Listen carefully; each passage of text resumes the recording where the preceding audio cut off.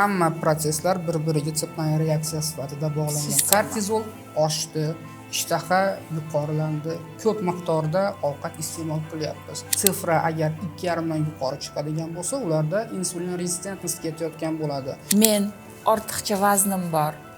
Qo'pol qilib aytganda semizman deb fikri bor ayolga nimaga e'tibor qildirsiz?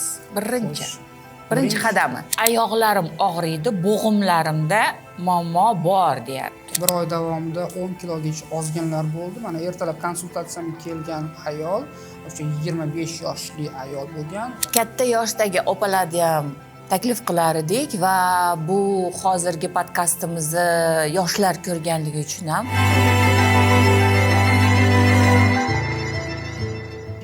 Assalomu alaykum, Andijon tibbiy diagnostika kuzatuvchilari, biz uchun yaqin bo'lib qolgan insonlarimiz. Barchangizni Ramazon oyi bilan muborakbod etamiz. Bugun sizlar bilan galdagi podkastga yana biz Abdullayev Husanboyni taklif qildik.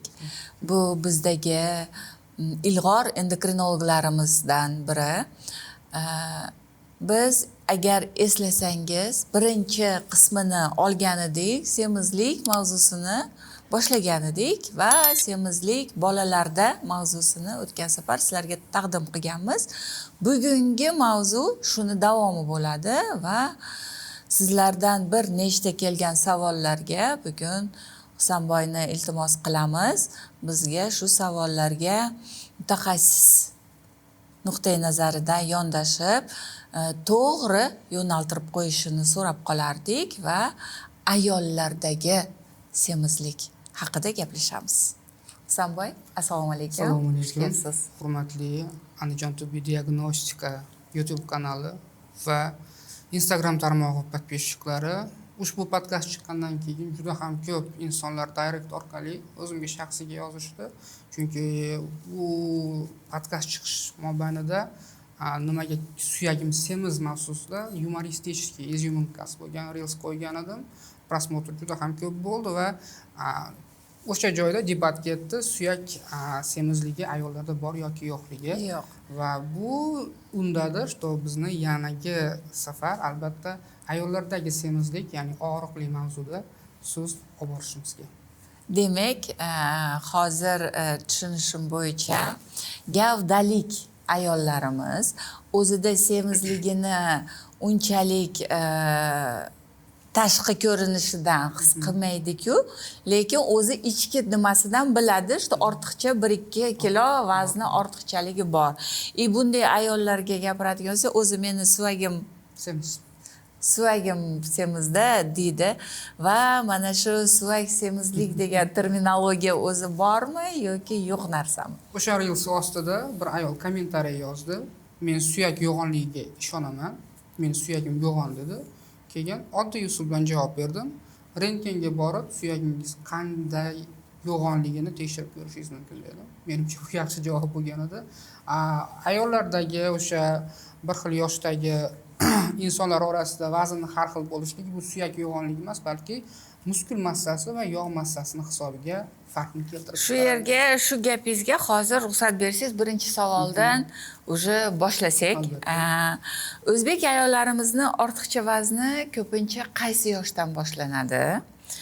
Va ko'p uchraydigan sababi o'zi nimada? Xo'sh, o'zbek ayollarida Ko'p yeyishlik demang faqat. Yo'q. O'zbek ayollarida Butunjahon sog'liqni saqlash boshqarmasi tomonidan taqdim etilgan statistik ma'lumotlarga ko'ra 25-35 yosh orasida semizlikni yig'ish boshlanadi. Ya'ni tug'ruqdan keyingi holatlar, kam harakatlik hayot tarzi natijasida va ularni eng cho'qqiga chiqqan возраст, ya'ni yosh kategoriyasi bu 35 yoshdan 49 yoshgacha bo'lgan yosh kategoriyasiga to'g'ri keladi. Ulardagi semizlikning eng asosiy sababi kam harakatlilik va albatta gormonal o'zgarishlar va 70% holatlarda genetika hisoblanadi. Mana shu yerda hozir ozgina paradoks bo'lib qolyapti. Ya'ni bir-biriga to'g'ri kelmaydigan narsa bo'lib qolyaptiki, qarang, kam harakat bilan ayollarni tug'ruq yoshi deyapti. O'zimiz bilamiz.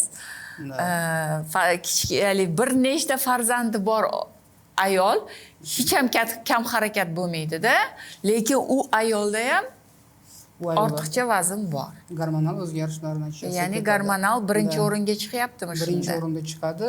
Har bitta tug'ruqdan so'ng, misol uchun, ayol kishi 1 kilodan 3 kilogacha vazn yig'ishligi bu fakt. Biz o'zbek xalqi bolajon xalq bo'lganligimiz uchun ko'p farzandlilik kuzatilgan ayollarda, допустим, 4 ta farzand ko'rildi. Bitta tug'ruqdan so'ng kamida 2 kilodan oladigan 8 kilogramm ortiqcha vazn yig'iladi. Bundan tashqari ulardagi gormonal metabolizm susayishiga olib keluvchi sabablar ortiqcha vazn tez rivojlanib ketishiga, uyqusizlik misol uchun, agar bola injiq bo'ladigan bo'lsa, ulardagi kortizol miqdori oshib ketadi. Kortizol oshish sababi ishtaha ochiladi. Ishtaha ochilgandan keyin ko'p miqdorda ovqat iste'mol qilishi o'z-o'zidan kam harakatlilik bo'lmagan taqdirda ham ortiqcha vazn paydo bo'lishiga olib keladi. Demak, hozir ayollarda kortizol oshib ketdi. Stressiy situatsiyada yoki o'sha charchoqda, farzandni orqasidan qilayotgan harakatidan, misol, yoki stressidan, kortizol oshgandan keyin уже harakat susayishni boshlaydi. To'g'rimi? Demak, hozir shu yerda baribir gormonal fon deganimizda birinchi bosqichga chiqaramiz, birinchi darajaga chiqaramiz. To есть baribir normami menda yoki qalqish bormi deganda baribir sog'lom deb hisoblasam ham o'zimni kortizol va gormonimga qarashim kerak. Organizmda hamma proseslar bir-biriga tsepная reaksiya sifatida bog'langan. Kortizol oshdi, ishtaha yuqorilandi, ko'p miqdorda ovqat iste'mol qilyapmiz. Buning natijasida organizmda insulin yuqorilashi kuzatiladi. Insulin uzoq muddat davomida yuqori miqdorda chiqishi natijasida insulinga bo'lgan hujayralar sezuvchanligi pasayadi va natijada insulin rezistentnost degan bir holat keltirib chiqariladi. Bu holatdan keyin o'z-o'zidan agar insulin rezistentnost yog' to'planaveradi. Yog' ko'p miqdorda davom etadigan bo'lsa, bu jarayon metabolический sindromga olib kelinadi. Metabolический sindrom yillar o'tgandan keyin polikistoz sindrom, ya'ni ayollik organlarida ta'sir qilishni boshlaydi. Bu просто так gormonal o'zgarish boshida turadigan ключевой moment hisoblanadi. Ya'ni homiladorlik patologiyalarini bunga misol qilishimiz mumkin. Homiladorlikda ko'pchilik hozirgi ayollar kam harakatlilikni afzal ko'rishadi va bu o'z-o'zidan ulardagi qondagi qand miqdorining yuqori bo'lib ketishiga va krupniy plod deymiz, ya'ni homilani katta vazn bilan tug'ilishiga olib kelinadi va bunday holatlarda 5 yoki 15 yil orasida ushbu ayolda qandli diabet kelib chiqish xavfi 70% ga oshish holatlari kuzatilgan. Bu statistik ma'lumotlar asosida tuzilgan. Xo'p, Husanboy, shunda mana gormonal deyapmiz. Biz gipotireozda ham, ya'ni qalqonsimon bezda gormonlar yetishmovchiligida ham semizlik kuzatiladi deyishimiz mumkin. Shunda nima deb o'ylaysiz? Qaysi biri ko'proq uchraydi? Xo'sh, hozirgi kunda 20-30% holatlarda qalqonsimon bez tufayli ortiqcha vazn hosil bo'lishlik holatlari kuzatilmoqda. Chunki qalqonsimon bez ajratib chiqaradigan gormonlar birinchi navbatda metabolizmga ta'sir qiladi. Agar o'z funksiyasini vaqtida bajara olmasa yoki qalqonsimon bez gormonlari tushishi, ya'ni gipotireoz deb ataladigan kasalligimiz kelib chiqadigan bo'lsa, o'z-o'zidan metabolizm, ya'ni moddalar almashinuvi sekinlashadi. Ichaklarda ovqat hazm bo'lishi, ovqat so'rilish prosesslari pasayishi natijasida oraliq moddalar hosil bo'ladi. O'sha biz aytgan gialurin kislota to'planib qolib, bunda xuddi machalkaga o'xshab yog' to'qimalaridan emas, balki gialurin kislota o'ziga suv yig'ish natijasida отекli, ya'ni ishiqli semizlik paydo bo'lishi kuzatiladi. Gipotireozni hech kim исключить qilinmaydi, что semizlik sababini keltirib chiqarishi uchun eng asosiy sabablardan biri hisoblanadi. 20-30%. Qolgan holatda insulin rezistentnost. Insulin rezistentnost. Hozirgi kunda oxirgi данныйlarga ko'ra 40-70% holatlarda genetik faktor играет ключевую роль. Oxirgi daniylar shuni ko'rsatmoqda, ikki xil gen mavjud, FTO va MC4R degan genlar mavjud. Ular organizmda moddalar almashinuv jarayoni, odam ishtahasini ta'minlab beruvchi eng asosiy gen hisoblanadi. Agarda o'sha genlarda mutatsiya kuzatiladigan bo'lsa, semizlikka moyillik, insulin resistentlikka moyillik kuzatiladi. Именно O'rta Osiyo ayollar o'rtasida ushbu gen mutatsiyasi yuqori darajada turmoqda hozirgi kunda. Bu eng yangi daniylar. Xo'p, rahmat Husanboy. Endi mana shu joyda shu genda mutatsiyasini sabablari, то есть genetik предрасположенность deyapmiz. И buni mutatsiyasidan избежание qilib, то есть oldini olib yoki u narsaga duch kelmaslikda ilojisi bormi? Albatta, birinchi navbatda o'z hayot tarzimizni o'zgartirishimiz kerak bo'ladi. Dietolog va endokrinologlarda bitta narsa bor. Dieta vaqtinchalik, hayot tarzi esa umr oxirigacha davom etadi. Har xil keta dietalar qilib ko'rishligi mumkin. Misol uchun, niskouglevodniy dieta qilib ko'rishligi mumkin. Hamma narsa inson joniga tegadi. Lekin hayot tarzini o'zgartirib, sog'lom turmush tarziga qaytib yoki bo'lmasa haftada 3 kun trenajyorniy zal yoki fitness klub yoki yogaga borish bu insonning hobbisiga aylanib qolishligi mumkin va bu narsani uzoq yillar davomida ushlab turadigan bo'lsa, tashqi muhit faktorlariga chidamlilik oshadi. Ya'ni organizmda chidamlilik oshgandan keyin tashqi muhit ta'sirlari ko'p holatlarda ta'sir qilishi anchagina pasayadi. Bundan tashqari ekologik faktor ko'p holatlarda ta'sir qiladi. Hozirgi kundagi ob-havodagi o'sha загрязнение deymiz yoki oziq-ovqat mahsulotlarimizda juda ham ko'p krasителlar ishlashi.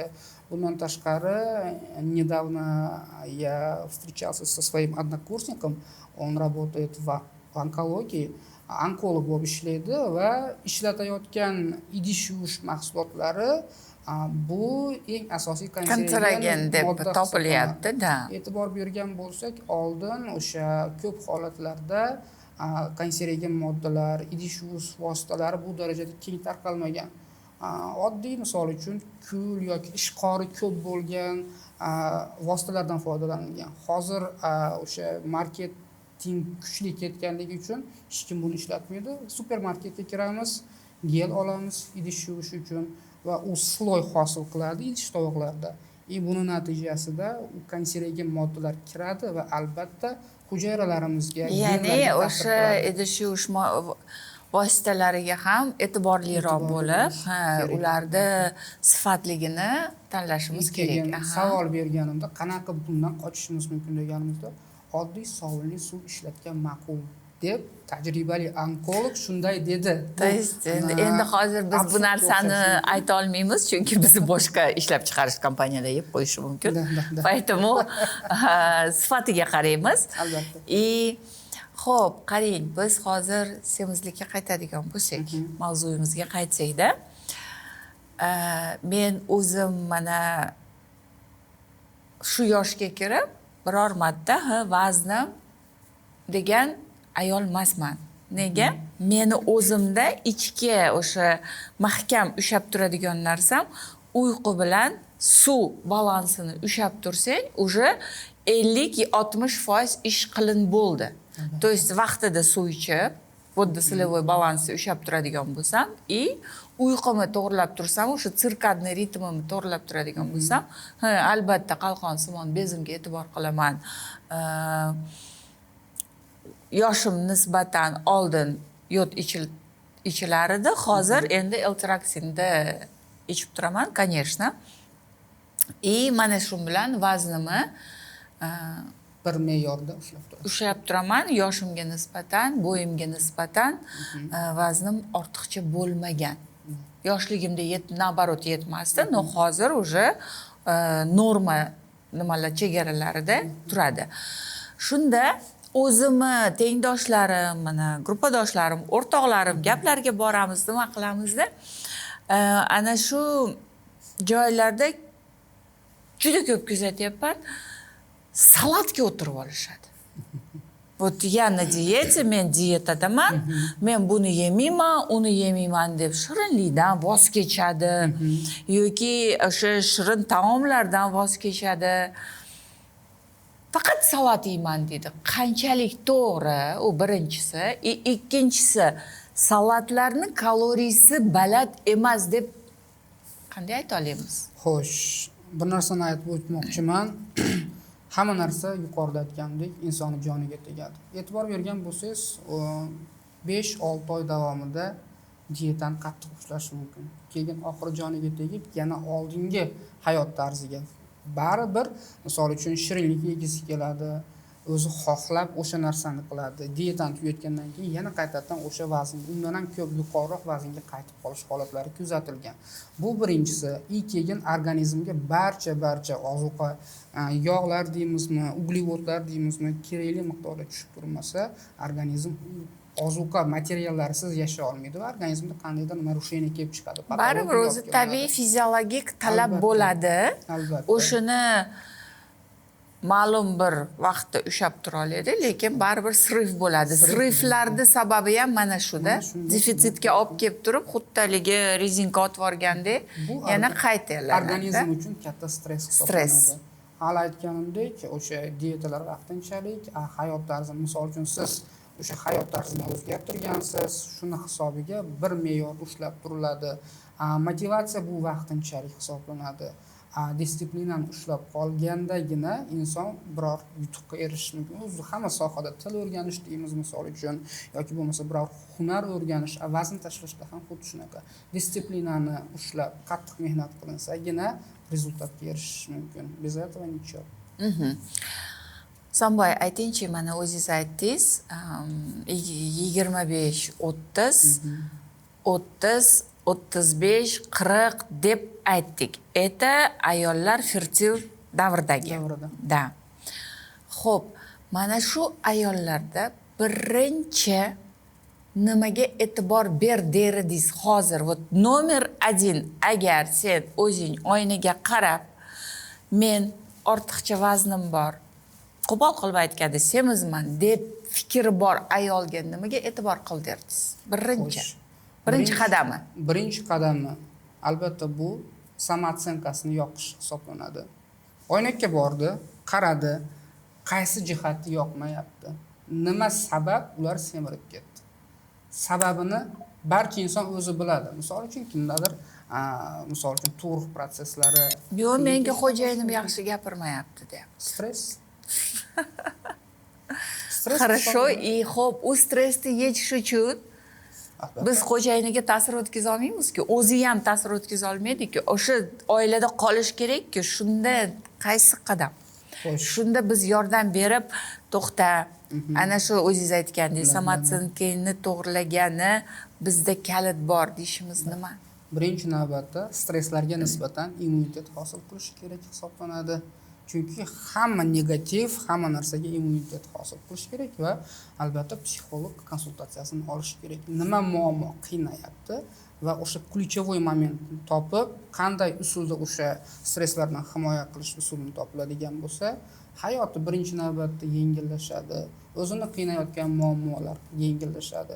Ba'zida inson psixologiyasida shunaqa narsa bor, arzimagan muammolardan, o'zbek tilida borib, pashshadan fil yasash holatlari kuzatiladi. No, endi hozir shunaqa narsalar bo'lyaptiki, o'zimiz kuzatyapmiz. Ijtimoiy tarmoqda ma'lumot ko'p. Bittasi uni qil deydi, bittasi buni qil deydi, buni ye deydi, iste'mol qil deydi, bittasi iste'mol qilma deydi.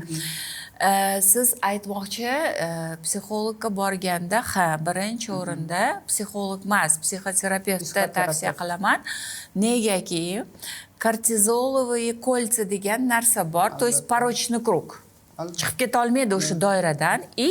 Dopaminovый yama degan tushuncha bor, ya'ni tushib qoladi.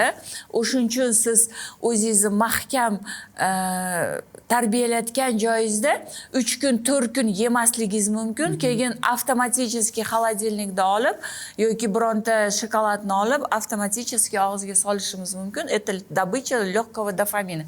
Yoki eng qo'rqinchligi bu reels tomosha qilib yotish soatlab. И это тоже дает дофамин. Mana shu joyda Andijon tibbiy diagnostikada bu hammasi tekshiriladi qizlar. Andijon tibbiy diagnostikaga kelib, Samboyga yoki boshqa endokrinologlarimizga, bizda endokrinologlar 4 ta uchrab, barcha savollaringiz bo'lsa javob olishingiz mumkin. Eng zo'r joyi bu mana shu joyda barcha o'sha kortizolni, dofaminni tekshirishimiz mumkin. U yerdan kelib chiqqan asorat insulinni, qalqonsimon bezdagi tireotrop gormonlarni hammasini ko'rib, sizga birinchi bosqichda avvalambor aynakka borishingizdan oldin savolingizga javob berishimiz mumkin. Ya'ni mendagi ortiqcha vazn, ha, qalqonsimon bezimda o'zgarish bor ekan, o'shaning uchun ekan. Yoki ha, insulinimda, glyukozada o'zgarish bor ekan.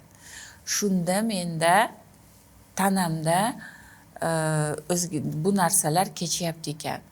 Siz ana shu birinchi bosqichda korreksiya qilib, dozalarini to'g'rilab, yodni, mikro-makro elementlarni iste'mol qilasiz, keyin samatsenkangizga ishlashga sizga o'sha yo'lda qalqib ketmaslikda iloji bo'ladida va o'sha vaznda siz orzu qilgan vaznga yetishingiz mumkin bo'ladi.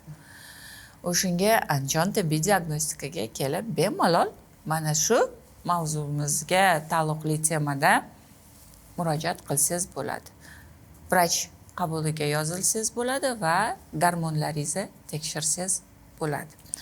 Xo'p, Husanboy, bizda yana savollar ko'p. Men tanlab beraman.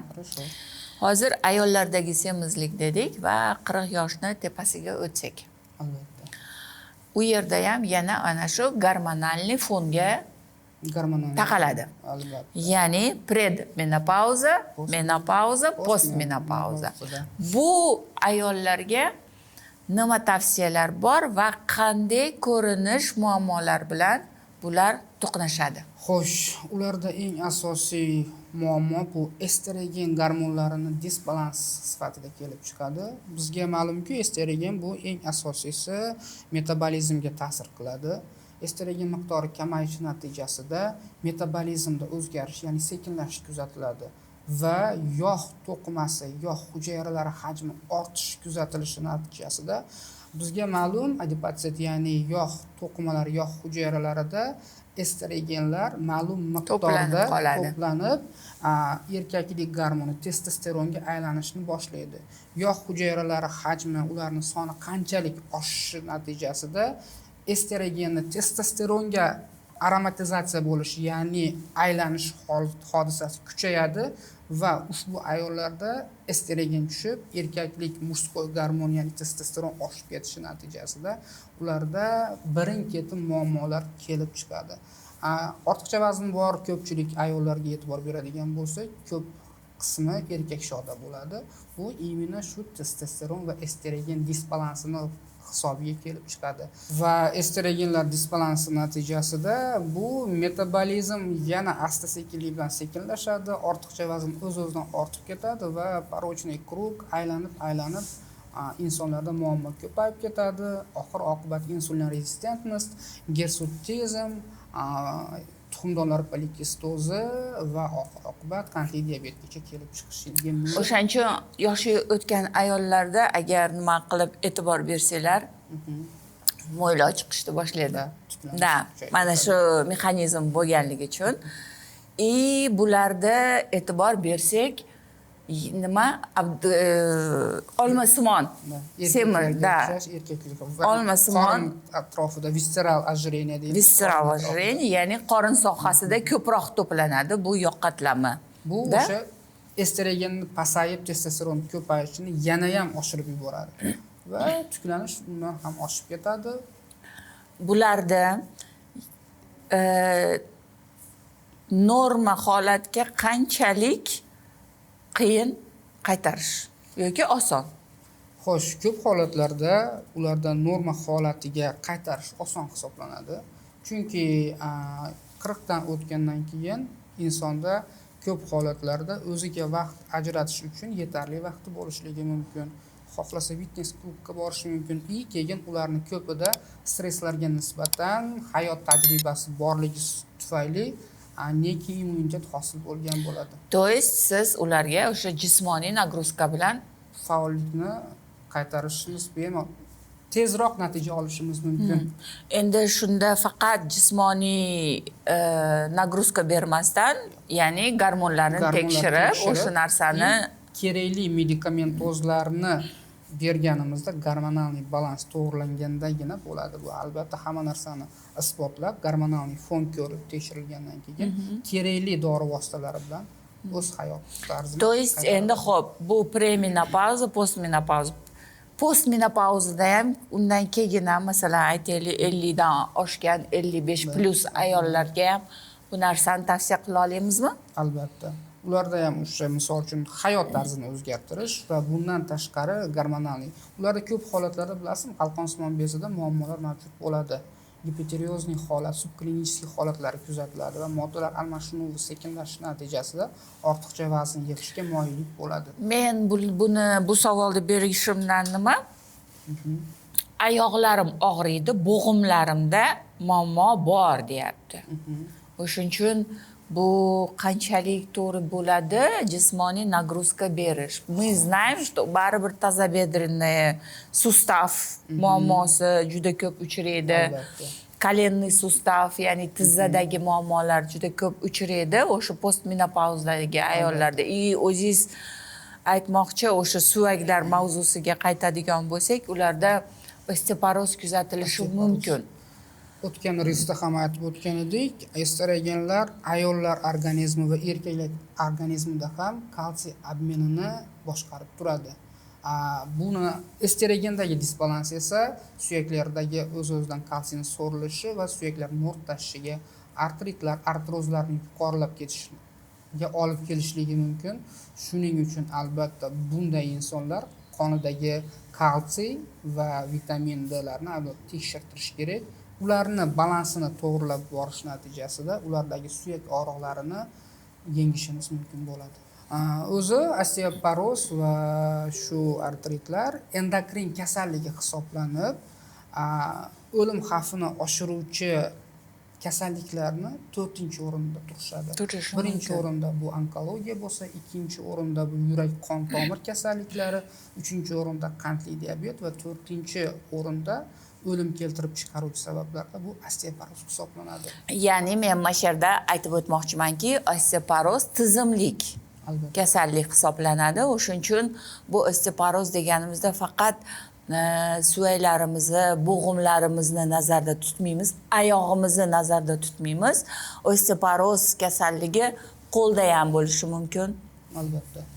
Qovurg'alarda ham ketishi mumkin. Ana shu joylariga polniy sistemniy tekshiruvdan o'tish uchun Andijon tibbiy diagnostikada kalsiyni miqdori qondaligini ham ko'ramiz va vitamin D ni ham tekshiruvlarida o'tkazamiz. O'shuning uchun katta yoshlik opalarga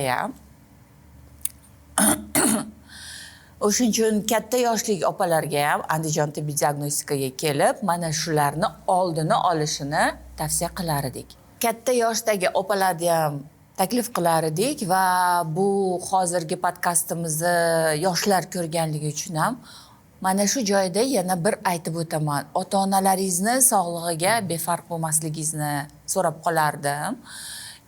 Bizdagi tekshiruvlardan kalsiy, vitamin D, glyukozasini, insulinini kelib tekshirtirib ketsangiz bo'ladi. Eslatib o'taman, bizda har yakshanba kuni 10% chegirma mavjud va glyukozamiz bepul tekshiriladi.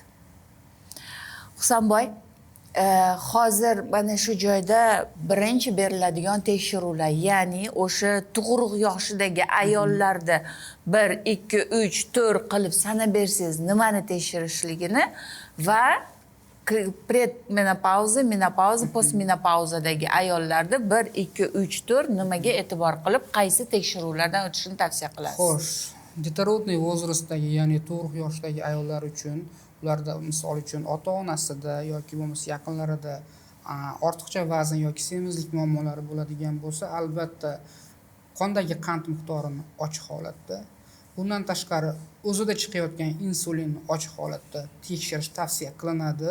Biz bu orqali indeks HOMA, ya'ni HOMA indeksini aniqlaymiz. Bu indeksda o'sha ikkalasini ko'paytirib 22,5 ga bo'linadigan sifra agar 2,5 dan yuqori chiqadigan bo'lsa, ularda insulin rezistentность ketayotgan bo'ladi. Это уже тревожный знак hisoblanadi, chunki vaqtida insulin rezistentность oldini olib chora-tadbir ko'rmasa, keyinchalik hali aytgandek 5-15 yil davomida qandli diabet kelib chiqishligi mumkin. Bu analiz. Bundan tashqari Andijon tibbiy diagnostikamizda glikozirованный gemoglobin, ya'ni glikorlangan gemoglobin bu 3 oy davomida qondagi qand miqdori qanday bo'lganligini aniqlab beradi. Bu eng asosiy ключевой moment hisoblanadi. Bundan tashqari agar ularda tezlik bilan semirib ketish kuzatilgan bo'lsa, qalqonsimon bez gormonlari, ya'ni TTG, T4 erkin tekshirish kuzatiladi. Agarda ularda oynakka borib o'ziga e'tibor beradigan bo'lsa, qorin sohalarida chiziqlar paydo bo'lib, asosan qorin qismida semirish kuzatilib, qo'llari va oyoqlarida ingichkalasish kuzatilayotgan bo'lsa, obязательно kortizolni kuzatish, kortizol darajasi qanday bo'lishligini kuzatishni, tekshirishni men tavsiya qilar edim. Bundan tashqari menopauza holatidagi ayollarga esa qondagi qand, glikozirованный gemoglobin, insulin, kortizoldan tashqari estradiol tekshirishni, bundan tashqari kalsiy va vitamin D ni tekshirishni tavsiya qilgan bo'lardim. Bu hammasi kasalliklarni vaqtida oldini olishga profilaktik sabab hisoblanadi. Kasalliklarni davolashdan ko'ra uni oldini olish oson va anchagina arzon tushadi. Rahmat. Husanboy, oxirgi savolim. Mana shu yerda. Bepul vebinarlaringizni semizlik mavzusida o'tkazar edingiz. Hozir ham o'tkazyapsizmi? deb savol berishibdi. Xo'sh. Dastavval bo'lgan bepul vebinarimiz juda ham chiroyli o'tgan edi, chunki ko'pchilik kerakli ma'lumotlarni oldi va webinar davomida biz tomon uchun endokrinolog kollegalarimiz tomonidan ishlab chiqarilgan dietический plan juda ham ko'p ayollarga yordam berdi. Ya'ni u bizni o'zbek ayollarga, bizni o'zimizni taomlarga moslashtirilgan, milliylashtirilgan ko'p otsivlar oldik. Telegramdan, Instagramdan, Directdan yozishdi. Bir oy davomida 10 kilogacha ozganlar bo'ldi. Mana ertalab konsultatsiyamga kelgan ayol, o'sha 25 yoshli ayol bo'lgan. Вторичный бесплодие ketayotgan bitta farzandi bor, ikkinchi farzandiga harakat qilib, lekin sikllarida o'zgarishlar bo'lishi natijasida semizlik birinchi darajasi bilan kelgan ayol, o'sha paytda indeks massa tela 31 chiqqan edi. Bugun o'lchab ko'rganimda indeks massa tela 26 chiqdi. Yana ozgina harakat qilib o'sha indeks massa telani 25 ga tushib olsak, ortiqcha vazn semizlikdan butunlay qutuladi. Bu faqatgina dieta, sog'lom turmush tarzi, bundan tashqari 2-3 ta o'sha ozdiruvchi preparatlar natijasida bo'lgan rezultat. Hozir ayni kunda men monografiya yozish почти tugadi. O'shani nashr qilish, bundan tashqari ushbu nashr qilib bo'lgandan so'ng bepul webinar tashkil etish taraddudidaman. Xudo xolisa tez kunlarda albatta ajoyib yangilik bo'ladi. Bu monografiyamda eng yangi 25-26-yilni danilari to'plangan holda, chunki e'tibor bersangiz, asosiy informatsiya ingliz tili yoki rus tilida. Oddiy o'zbek tilida, o'zbek aholimiz uchun o'zimizning tilda tarjima qilingan eng yangi ma'lumotlar juda ham kam. Bu faqatgina patsientlarga emas, balki o'sha dietolog, endokrinolog, koordinatorlarga ham foydali bo'lishligi mumkin. Xudo xohlasa shunday yangiliklar bilan bo'lishamiz. Zo'r. Demak, qizlar, eshitganingizdek, semizlik haqida monografiya yozdim degani bu, ya'ni o'zini o'sha tajribasidan o'tkazgan bemorlari yoki sog'lom insonlarda vaznini to'g'rilagan holatda xulosalaridan chiqargan ilmiy yondashuv bo'lib, shu haqida kitobi tayyor bo'lyapti ekan Husanboyda. Bu bilan men nima demoqchiman? Albatta sog'lom ozish mumkin. Faqatgina buni agar endokrinologlar nazoratida, psixonevrologlar nazoratida, terapevtlar nazoratida bo'lishi shart deb bilamiz. Nimaga? Ijtimoiy tarmoqlarda har xil tavsiyalar bor. Tez vazn yo'qotishingiz mumkin, lekin siz u vaznga yana qayta kelib qolishingiz ham oson. Agar siz to'g'ri yondashib, to'g'ri vaznda tushirsangiz, siz ana shu orzulagan vazningizni yillar davomida ushlab tura olasiz va mana shu yondashishga sizlarni chaqirib qolardik. Hozir sizlarning nominglardan Husanboyga iltimos qilib murojaat qilamizki, ana shu vebinarlaringizni offline, online tashkillashtirsangiz. Albatta. Sizlar esa kommentariyga yozinglar, ishtirok etasizlarmi va sizlarga qaysi vaqt qulayligini. Husanboy, barcha javoblaringiz uchun rahmat. Keyingi podkastga ham va'da bering. Erkaklardagi semizlik haqida ham izoh berib ketishimizni, chunki ularda ham semizlik uchraydi. O'zini farqlovchi joylari borligiga shu savollar bo'lsa javob berishimizga bizga yana vaqt ajratsangizda. Bugungi qizlarimizga nima tilaklaringiz bor? Avvalambor Dilso'z opa, e'tibor uchun rahmat, taklif uchun rahmat. O'ylaymanki, olgan bilimlarimning bir qismini bera oldim. Chunki bu juda ham katta mavzu, juda ham ko'p o'rganishni talab qilinadigan, yangiliklar juda ham ko'p bo'layotgan soha bo'lganligi uchun soatlab, balki kunlab gapirishimiz mumkin. Hali aytib o'tganingizdek, erkaklardagi semizlik ayollardagi semizlikdan farq qiladi. Endokrinolog, androlog sifatida keyingi safar bu masala bo'yicha obdon to'xtalamiz. Ularda nimalarga ahamiyat berish kerak, ahamiyat bermasa qanday gormonal o'zgarishlar kelib chiqadi va o'sha gormonal zamestительная terapiya qilayotgan insonlar, erkaklarda ham qanday последствия bo'lishligi mumkin. Даже shu haqida ham Xudo xohlasa suhbatlashib o'tamiz va hozirgi podkastni ko'rib tomosha qilayotgan barcha go'zal ayollarga sog'lik, salomatlik va go'zallik tilab qolaman. Siz qanday ko'rinishda qat'iy bo'lishingizdan qat'iy nazar doim go'zalsiz. Buni esingizdan chiqarmang. Rahmat. Qizlar, aziz tibbiy diagnostika kuzatuvchilari, keyingi podkastimizni kutib qoling. Erkaklarda savollar bo'lsa yozib qoldiringlar va podpisatsiya, podelиться tugmalarimizni bosib qo'ying. Rahmat.